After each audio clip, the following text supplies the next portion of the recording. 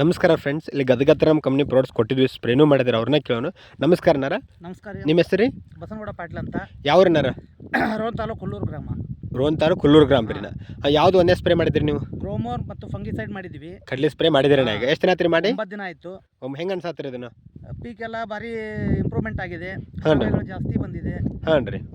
ಬೇರೆಯವ್ರಿಗೆ ಹೋಲಿಕೆ ಮಾಡಿದರೆ ನಮ್ಮದು ಪೀಕ್ ಇನ್ನೂ ಒಂದು 15 ಡೇಸ್ ಗ್ರೋತ್ ಅಡ್ವಾನ್ಸ್ ಇದೆ ಅನ್ನುವ ಆ ರೀತಿ ಇದೆ. ಓಕೆ, ಅಂದರೆ ಬೇರೆ ಹೊಲಕ್ಕೆ 5-6 ದಿನ ಮುಖ ಜಾಸ್ತಿ ಬೆಳವಣಿಗೆ ಬರುತ್ತಂತ ಅನ್ಸಾತ್ರಿ ನಿಮಗೆ? ಅನಿಸ್ತಾ ಇದೆ. ಮತ್ತು ಪಕ್ಕಲ್ ಜಾಸ್ತಿ ಬರ್ತಂತ ಹೇಳ್ತಾರೆ ನೀವು?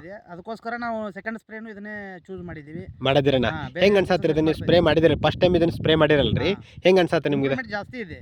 ಬೇರೆ ನಾವೆಲ್ಲ ಮೊದಲು ಕೆಮಿಕಲ್ಸ್ ಎಲ್ಲ ಹಾಕ್ತಾ ಇದ್ವಿ, ಅದಕ್ಕೂ ಇದಕ್ಕೂ ಹೋಲಿಸಿದ್ರೆ ಇದು ಸಾವಯವ ಇನ್ನೂ ಚಲೋ ಬೆಟರ್ ಅನಿಸಿದೆ. ಬೆಟರ್ ಅನ್ಸಾತ್ರಿ ನಿಮ್ಗೆ? ಇದ್ರ ಬಗ್ಗೆ ರೈತರಿಗೆ ಏನಂತ ಹೇಳ್ಬೋದು ನೀವು? ಇದನ್ನ ಎಲ್ಲರೂ ಯೂಸ್ ಮಾಡ್ಬೋದು, ಯಾವುದೇ ರೀತಿಯಿಂದ ಏನು ತೊಂದರೆ ಏನಿಲ್ಲ. ಹಾಂ ರೀ. ಕ್ರಾಪ್ ಎಲ್ಲ ಇಂಪ್ರೂವ್ಮೆಂಟ್ ಆಗಿದೆ, ನಾವು ಮಾಡಿದ್ದೀವಿ ಆಲ್ರೆಡಿ, ಯೂಸ್ ಮಾಡ್ಬೋದು, ಏನು ತೊಂದರೆ ಇಲ್ಲ ಅಂತ ಯೂಸ್ ಮಾಡಿದ್ದೀನಿ ಅನ್ಸತ್ರಿ.